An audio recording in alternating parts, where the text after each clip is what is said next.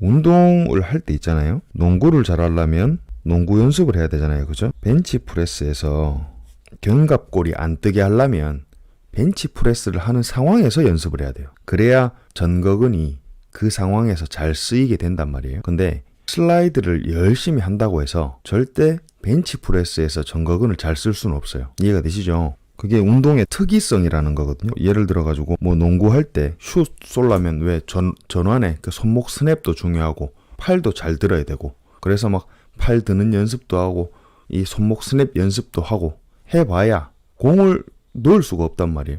공 넣는 연습을 해야 돼요. 그런 거나 똑같은 거예요.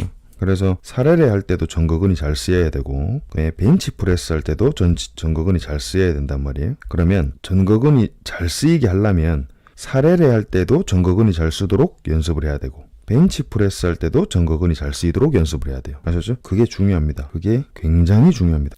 그래서 사레레 할 때 전거근을 못 쓰고 자꾸 능형근이나 뭐 다른 걸 땡겨 쓰는 중승모를 땡겨 쓰고 뭐 이런 사람들은 분명히 어깨가 씹혀요.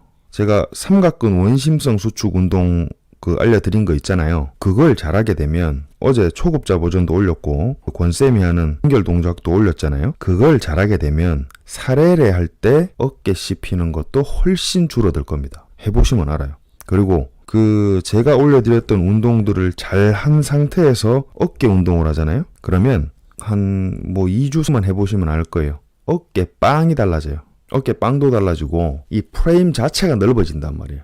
어깨 프레임 자체가. 그거는 뭐 해보시면 알 겁니다. 재즈 피아노님, 재즈 피아노 Y준님 진짜 재즈 피아노 치십니까? 제가 이 방송하는 데 있잖아요. 음악을 좀 잔잔하게 깔고 싶은데 이거를 어떻게 해야 됩니까? 재즈 피아노님이 음악 같은 거 이렇게 피아노로 쳐가지고 저한테 보내주시면 제가 틀고 이러면 안 될까요? 덤벨 프레스를 가슴 운동 전후에 웜업용으로 하시고 그 다음에 쿨다운용으로 하셔도 효과가 좋을 겁니다. 웜업이랑 쿨다운으로. 제가 알려드린 덤벨 프레스 방법이 삼각근 원심성 수축이랑 거의 유사하다고 보시면 돼요. 그러면 그걸 잘하게 되면 가슴빵도 달라져요. 대흉근이 웅장해지는 거죠. 네, Y준님 아무 때나 저한테 보내주시면 좋습니다. 그러면 제가 음악을 열심히 틀도록 하겠습니다. 메일 주소 알려드릴게요. 감사합니다. 그러면 그거 보내주실 때 있잖아요. 혹시나 몸 분석 원하시면 몸 정렬하고 제가 올려놨는 영상들처럼 그 팔 움직이는 거 있죠. 등 나오게 해서 그거를 보내주시면 재즈 피아노님은 봐드릴게요. 알겠죠? 제가 앞에 거 얘기를 하고 있어가지고 CHL인데 5회 상완인데 손상이 생기면 어떤 문제가 발생하나요? 저한테 그거 인스타로 DM 보내주신 거 아니에요? CHL이랑 어깨 앞쪽이 굉장히 불안정해집니다. 그래서 팔을 들어 올릴 때도 어깨 조금 씹히는 증상들이 생기고 충돌이 생기는 거죠. 열중샷하거나 팔을 몸보다 뒤로 보낼 때 있죠. 그때 어깨 앞쪽이 굉장히 불안정해져요. 운동할 때 굉장히 조심하셔야 됩니다. 저도 지금 왼쪽 어깨가 그렇게 손상을 좀 당한 것 같거든요.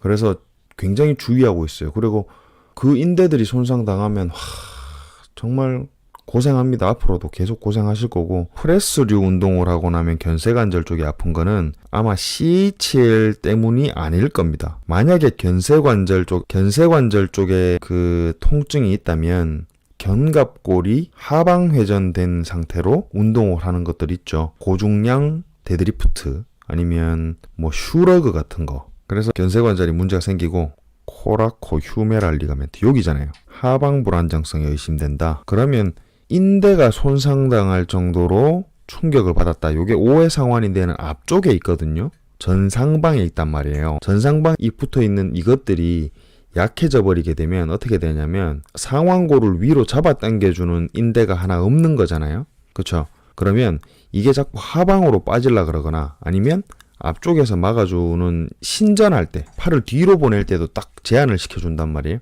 그것도 약해지거든요. 그래서 하방 불안정성이 있으면 크리드님 같은 경우에는 더더욱이나 전거근 운동을 굉장히 빡세게 해야 됩니다. 왜 그러냐면 만약에 하견이다 혹은 견갑골이 하방 회전돼 있다 그러면 어깨는 더 불안정해지거든요. 왜냐면 이 견갑골은 뒤에서 봤을 때 약간 요 내측 연이 상방 회전이 돼 있어야 된단 말이에요. 그렇죠. 그러면 어깨가 더 불안정해지는 거예요.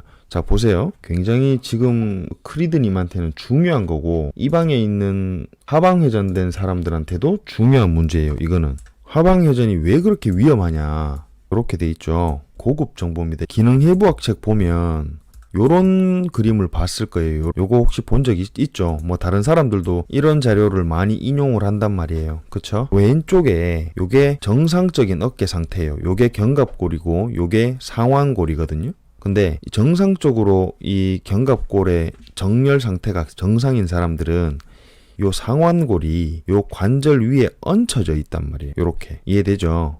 왜냐면 요 관절면 자체가 약간 상방을 보고 있기 때문에 이 살짝 걸려있는 느낌이란 말이에요. 그게 이제 암벽 등반 하는데 오른쪽 견갑골이 이렇게 돼 있으면 손가락이 걸리기 좋잖아요. 근데 오른쪽처럼 이 상부 승모근과 전거근이 제 역할을 못하게 되면 이게 하방 회전되면서 거의 절벽이 돼버린단 말이에요. 그러면서 이 상완골이 밑으로 빠지려고 하는 힘이 더 생기거든요. 그리고 여기서 못 받쳐주니까 계속 이렇게 걸려요. 그러면 이 크리드님 같은 경우에 운동을 하려고 그러다 보면 그러면 여기 밑에 있죠? 여기는 관절면이 이 제대로 딱 아구가 맞아가 이렇게 돼 있는데 크리드님 같은 경우에는 견갑골, 그러니까 겨드랑이 쪽에 어떤 통증이 생길 수 있어요. 겨드랑이랑 팔이랑 연결되는 부분에 이런 통증이 생길 수도 있고, 이 상태에서 팔을 든다고 힘을 줘버리면 이게 쑥 올라가면서 위쪽도 쳐요. 위에는 뭐가 있냐면 견봉이 있겠죠.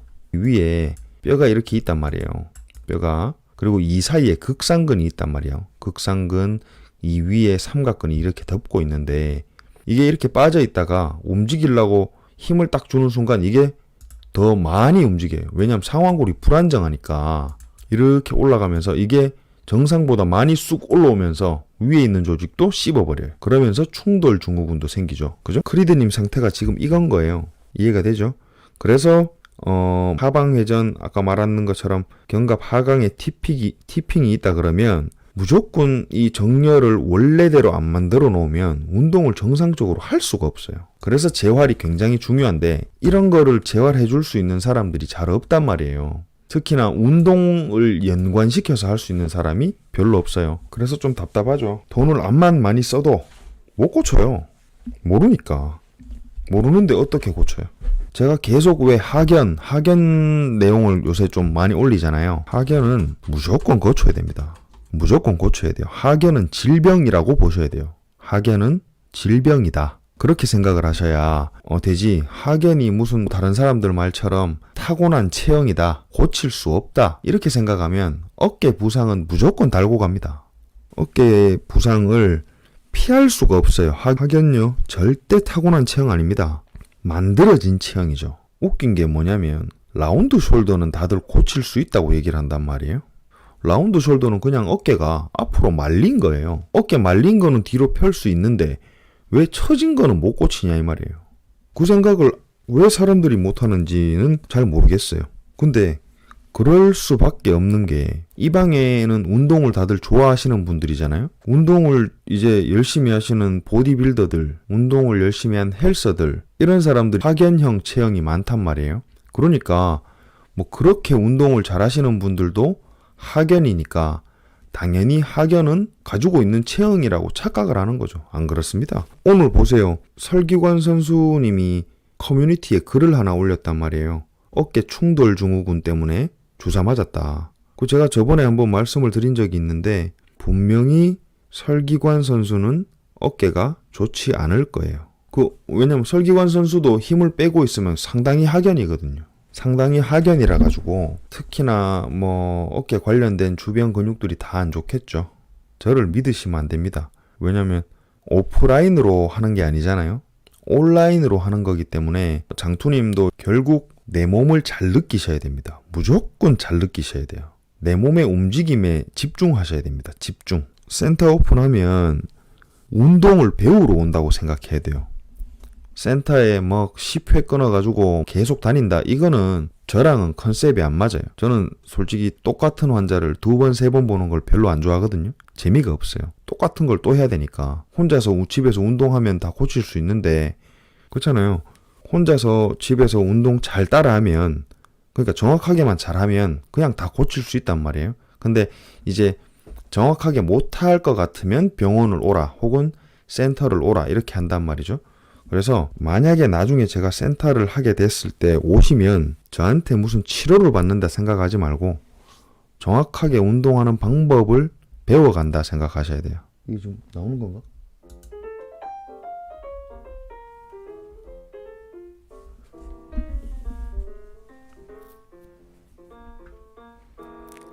아, 좋아요.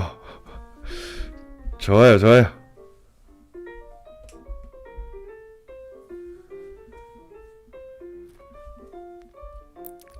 오, 너무너무 좋습니다. 아, 진짜 능력자네. 이런 분들이 능력자 아닙니까? 저는 아무것도 아니에요. 이런 분들에 비해서. 음악이요? 정말 너무너무 좋습니다. 네, 감사합니다. 진짜 감사합니다. 너무너무, 지금 좀 감동받았어요. 솔직히. 좀 눈물이 좀 날 것 같거든요. 와이주님은 꼭 저한테 영상을 보내주세요. 아셨죠? 꼭 보내주세요. 정밀 진단 해드리겠습니다. 그리고 나중에 조금 잔잔한 것도 조금 한번 부탁드릴게요.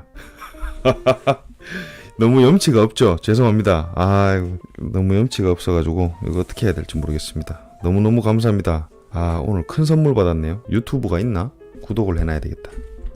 아픈 데가 없으셨으면 좋겠는데, 자, 피아노를 치는 분들은 아플 수밖에 없어요. 잠깐만요. 재즈 피아노님, 제가 채널을 잠깐 들어가 볼게요. 와이주님인가? 볼까요? 안 좋을 수밖에 없을 겁니다. 잠시만 음악을 좀 끌게요. 얼굴이 안 보이네. 보자. 연주하는 게 보이면 좋은데, 근데 노래 부르는 걸 좋아만 하지 잘하지는 못해요.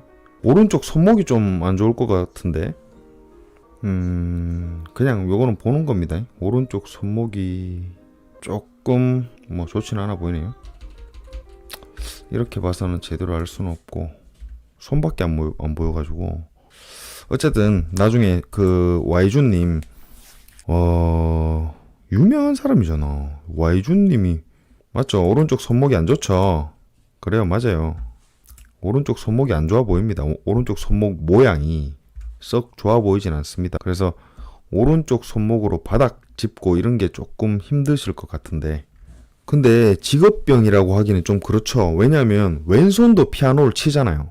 왼손도 피아노를 치고 오른손도 피아노를 친단 말이에요. 근데 왼손보다 오른손의 어떤 정렬이 썩 좋아 보이지가 않았어요. 그래서 오른쪽이 조금 더 안 좋으시지 않냐 이렇게 물어본 거거든요.